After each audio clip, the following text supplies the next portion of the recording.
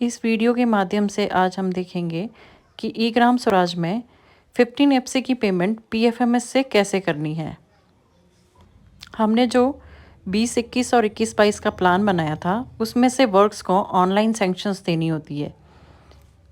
Online sanctions देने के बाद ही ये वर्क्स जियो टैग के लिए रिफ्लेक्ट होंगे और जियो टैग करने के बाद पेमेंट करने के लिए रिफ्लेक्ट होंगे, क्योंकि ई ग्राम स्वराज में 15 एफसी में आपको वर्क्स वाइज पेमेंट करना मैंडेटरी है, आप उसको स्किप नहीं कर सकते, इसलिए करना ही पड़ेगा। अप्रूव्ड प्लान में से वर्क्स को सैंक्शंस देने के लिए हम जैसे कि आप देखेंगे एडीएम वाले लॉगिन पर लॉगिन करना है और उसमें प्रोग्रेस रिपोर्टिंग में जैसे आप देख रहे हो उसमें दो तरह की सैंक्शंस हैं, टेक्निकल और एडमिनिस्ट्रेटिव अप्रूवल।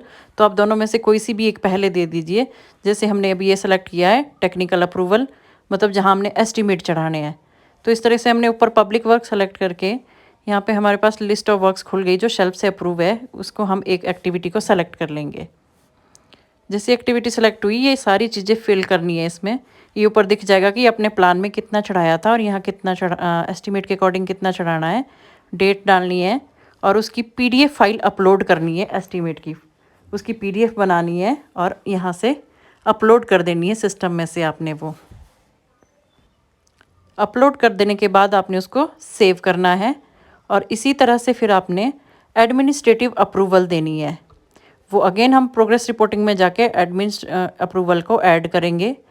एक्टिविटी टाइप में पब्लिक वर्क सेलेक्ट करेंगे, सब कुछ सेलेक्ट करने की ज़रूरत नहीं है, जहाँ पर रेड जैसा स्टार लगा है उसी को सेलेक्ट करके गेट डाटा करना है। फिर जिस वर्क को आपने अप्रूवल देनी है उसको अप्रूव करके ओके करें। उसके बाद आपके पास इस वर्क की पूरी डिटेल खुल जाएगी और कुछ जो नीचे जहाँ पे एस्ट्रिक के ये जो रेड कलर में स्टार बने हैं वो फील्ड भरना मैंडेटरी है, ज़रूरी है वो। उसको भरने के बाद अगेन आपको जो अपने प्रस्ताव की कॉपी है उसको अपलोड करके पीडीएफ फाइल अपलोड करके सेव करना है। से तीसरा स्टेप करना है इसमें प्रोग्रेस रिपोर्टिंग में, प्रोग्रेस रिपोर्टिंग ऐड करना है। प्रोग्रेस रिपोर्टिंग के अंदर प्रोग्रेस रिपोर्टिंग की ऑप्शन है, उसको ऐड करना है।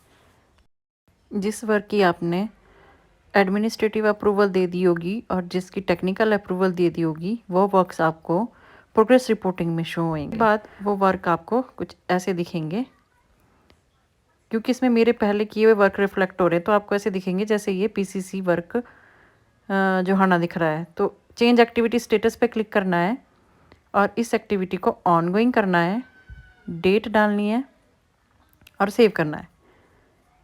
ये प्रोसेस करने के बाद आपको दोबारा जाना पड़ेगा, मतलब आपको ये प्रोग्रेस रिपोर्टिंग में जाके जो प्रोग्रेस रिपोर्टिंग की ऑप्शन है ये 2 बार करनी पड़ेगी। दूसरी बारी में आपने इसको फिज़िकल प्रोग्रेस देनी है कि वर्क की जो एस्टीमेट के अकॉर्डिंग कौन सी स्टेज है। तो आप देखेंगे इसमें फिज़िकल प्रोग्रेस तभी खुलेगा जब आपने चेंज एक्टिविटी स्टेटस पहले किया होगा। फिज़िकल प्रोग्रेस में आपने चढ़ानी है इस तरीके से, ये तभी खुलेगा जब आपने चेंज एक्टिविटी स्टेटस किया होगा। इसको करना है onset of work, date डालनी है जिस डेट से वर्क स्टार्ट हो रहा है और सेव कर देना, बाकी कुछ नहीं छेड़ना है इसमें। जैसे ही आप इतना प्रोसेस कर लोगे तो ये वर्क आपका जियो टैग के लिए एम एक्शन सॉफ्ट में चला जाएगा। तो आपने एम एक्शन सॉफ्ट की ऐप डाउनलोड करनी है और उसमें वर्क आपने डाउनलोड मास्टर डाटा करना है, तभी रिफ्लेक्ट होंगे वर्क्स उसमें। वहाँ जियो टैग करने के बाद आपने एडीएम वाले लॉगिन से ही एम एक्शन सॉफ्ट की ऑप्शन है उससे उन फोटोज़ को एक्सेप्ट करना है जो जियो टैग की होगी आपने।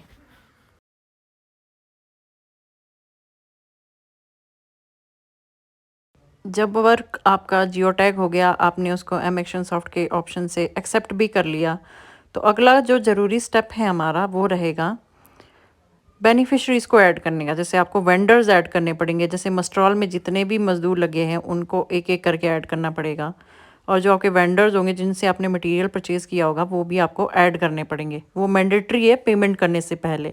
ये सारा प्रोसेस जो मैं बता रही हूँ आपको सैंक्शंस देने से लेके और ये बेनिफिशरीज़ को क्रिएट करने तक, ये आपको पेमेंट करने से पहले करना है। तो आपने बेनिफिशरीज़ कैसे ऐड करने हैं, आपने अब एमजीआर वाला लॉगिन करना है। ई ग्राम स्वराज में जाके एमजीआर वाला लॉगिन आपने अपने यूज़र आईडी से लॉगिन कर लेना है और उसमें देखना आपने मास्टर एंट्री में जाके बेनिफिशरीज़ में बेनिफिशरी ऐड करना है। फर्स्ट टाइम में आपने उसको ऐड करना है, उसकी डिटेल भरनी है और फिर उसको सेव कर देना है। और आप ध्यान रहे, आपने अकाउंट नंबर यहाँ बिल्कुल ध्यान से भरना है। अगर एक बार गलत हो गया और ये खाता अप्रूव हो गया तो आपकी पेमेंट गलत खाते में जा सकती है। तो इसको ध्यान से भरें, सेव कर दें इसको। और उसके बाद आपने अगेन मास्टर एंट्री में जाके बेनिफिशरी में जाके इसको अप्रूव करना है। अप्रूव जब आप करेंगे तो ये डिजिटल साइन मांगेगा आपसे। वेंडर को अप्रूव करने के लिए आपको मास्टर एंट्री में डीएससी मैनेजमेंट के अंदर जाना पड़ेगा और वहाँ देखेंगे आप डीएससी मैनेजमेंट के अंदर साइन वेंडर फाइल होगा। वो आपने पहले अपने लॉगिन से एमजीआर वाले लॉगिन से लॉगिन करके साइन करना है और फिर उसके बाद चेकर वाला लॉगिन जो कि प्रधान का लॉगिन है उससे लॉगिन करके उसमें भी सेम मास्टर एंट्री में जाके डीएससी मैनेजमेंट में जाके साइन वेंडर फाइल को साइन कर देना है डीएससी लगाकर। ये प्रोसेस करने के बाद आपको वेंडर को पीएफएमएस से अप्रूव कराने के लिए 24 आवर्स वेट करना पड़ेगा। विद इन 24 आवर्स ये पीएफएमएस से ऑटोमेटिकली ये वेंडर्स अप्रूव हो जाएंगे। आप बेनिफिशियरी क्रिएट करो, वेंडर्स क्रिएट करो, एजेंसी क्रिएट करो, वो 3 ऑप्शंस आगे दिए है, वहाँ से उसी से क्रिएट होगी। जो बेनिफिशियरी का जो ऑप्शन है आपके ई ग्राम स्वराज में एमजीआर वाले लॉगिन पे, उससे ऐड करके होगा। वर्क सैंक्शंस देने के बाद और जियो टैग करने के बाद, वेंडर्स क्रिएट करने के बाद अब आप ई ग्राम स्वराज में पीएफएमएस के माध्यम से 15FC की पेमेंट कर सकते हैं। वो पेमेंट्स कैसे करनी है, आप ई ग्राम स्वराज पोर्टल ओपन कीजिए क्रोम में। उसके बाद आप एमजीआर वाला लॉगिन जो कि सेक्रेटरी का लॉगिन है उसको सबसे पहले ओपन करें। और ये काम करंट फाइनेंशियल ईयर में होगा तो करंट फाइनेंशियल ईयर चूज़ करें। और आपकी डे बुक, जैसे कि आज 11 तारीख है तो अगर आपने 11 तारीख को पेमेंट करनी है तो आपकी 10 तक की कैश बुक क्लोज़ होनी चाहिए। डे बुक जो है वो क्लोज़ होनी चाहिए तो ही आप आज की डेट में पेमेंट कर पाओगे। और इसमें रियल टाइम जो कि आज की डेट है उसी डेट में पेमेंट होती है। बैक डेट में इसमें पेमेंट करने का कोई ऑप्शन नहीं है क्योंकि ये ऑनलाइन पेमेंट्स है। तो आप ट्रांजेक्शन्स में जाके एक्सपेंडिचर वाउचर में ऑनलाइन वाउचर जो एक्सपेंडिचर वाउचर है वो चूज़ करेंगे। उसके बाद एज इट इज़ जैसे हम उसमें करते थे प्रिया सॉफ्ट में पहले, वैसे ही वाउचर अपलोड करना है। बस थोड़ी सी चेंजेस है कि आपने इसमें वर्क जो 15FC का है वो सेलेक्ट करना मैंडेटरी है। और जैसे ही आप वर्क सेलेक्ट करते हैं तो ये ऑप्शंस नीचे आती है, वर्क डिटेल और एसेट डिटेल। इसमें दोनों जगह आपने अमाउंट डालना है। अमाउंट देखेंगे आप यहाँ, एक तो अमाउंट ऊपर है, एक वर्क डिटेल्स जो दिख रही है आपको यहाँ पे डालना है जनरल में, और एक नीचे जो एसेट डिटेल दिख रही है आपको उसमें भी आपने जनरल में अमाउंट भरना है, वही अमाउंट जो इस वाउचर का पेमेंट करना है। मान लो आपने एक वेंडर है सिविल सप्लाई, उसको आपने पेमेंट करनी है 100 बैग सीमेंट की, तो जो उसका अमाउंट होगा जिस भी वर्क का होगा उस वर्क को सेलेक्ट करना है और उसका अमाउंट आपने भर देना है। जैसे कि मान लो 10,000 था तो ऊपर भी 10,000 भरना है, ये वर्क डिटेल में और एसेट डिटेल में भी 10,000 भरना है नीचे जनरल में। ध्यान से भरना है इस चीज़ को, बस यहाँ थोड़ा सा कन्फ्यूज़न है, हो सकता है आपको कुछ लोगों को। तो यहाँ पे आपने अमाउंट में वो 10,000 भरना है, फिर जनरल में यहाँ वर्क डिटेल में 10,000 भरना है और नीचे एसेट में 10,000 भरना है और फिर सबमिट कर देना। जो भी आपका वर्क का अमाउंट रहेगा वो आपने यहाँ पे फिलअप करना है और उसके बाद इस वर्क को आपने सबमिट कर देना है यहाँ पे। और फिर एज इट इज़ जैसे हम वाउचर चढ़ाते हैं वैसे ही इस वाउचर को नीचे पर्टिकुलर्स भरने हैं। डेट इसमें ऑटो उठ जाएगी, करंट डेट में ही वाउचर एंटर होएगा। और नेचर ऑफ पेमेंट नहीं, मोड ऑफ पेमेंट जो है वो ऑटोमेटिकली यहाँ से पीएफएमएस ही रहेगा इसमें। जब आप एमजीआर वाले लॉगिन से लॉगिन करते हैं तो बैंक अकाउंट सेलेक्ट करना है, अकाउंट नंबर सेलेक्ट करना है और यहाँ पे जिसको पेमेंट करनी है उसको यहाँ सेलेक्ट करना है। ये बेनिफिशरी जो यहाँ रिफ्लेक्ट होंगे ये वो बेनिफिशरीज वो वेंडर होंगे जो आपने क्रिएट किए हैं, जिसका प्रोसेस मैंने अभी अभी आपको बताया है। वो अप्रूव होने के बाद आपको यहाँ रिफ्लेक्ट करेंगे, उनका खाता नंबर और उनका नाम यहाँ रिफ्लेक्ट करेगा। तो आप सही चूज़ करें यहाँ से। ये बहुत ज़रूरी है कि आप यहाँ सही बेनिफिशरी चूज़ करें क्योंकि एक बार जो पेमेंट हो जाएगी वो हो जाएगी, उसका आप कुछ नहीं कर पाओगे। फिर इसको आपने फ्रीज़ करना है, सेव नहीं करना है, फ्रीज़ करना है। फ्रीज़ करने के बाद आपने जब आपकी सारी पेमेंट्स ऐसे ऐसे करके एक एक वाउचर डाल के चढ़ जाएगी जितनी आपने पेमेंट्स करनी है, उसके बाद आपने डे बुक को क्लोज़ करना है। अगर आप डे बुक क्लोज़ नहीं करेंगे तो आपकी एफटीओ जनरेट नहीं होगा।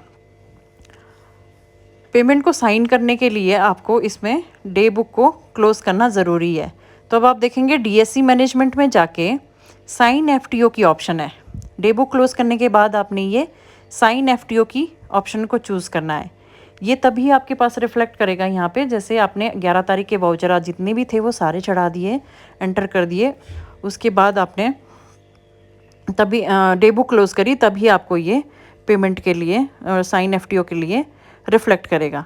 सेम प्रोसेस जब आपने ये यहाँ से कर लिया, सेम प्रोसेस आपने चेकर वाले लॉगिन से, जो कि प्रधान का लॉगिन है, उससे करना है। आप चेकर वाले लॉगिन से लॉगिन करें और वहाँ पे भी यही प्रोसेस फॉलो करना है। बस इतना है कि वहाँ पे सिर्फ साइनिंग करने हैं आपने, बाकी प्रोसेस आपने अपने लॉगिन से होना है। मेन काम सेक्रेटरी का है, इसमें प्रधान का जो काम है वो बस साइन करने का है कि वो जो एफटीओ जो पेमेंट्स आपने करी है वो यहाँ से डीएससी मैनेजमेंट में जाके साइन एफटीओ करना है प्रधान है अपने लॉगिन से।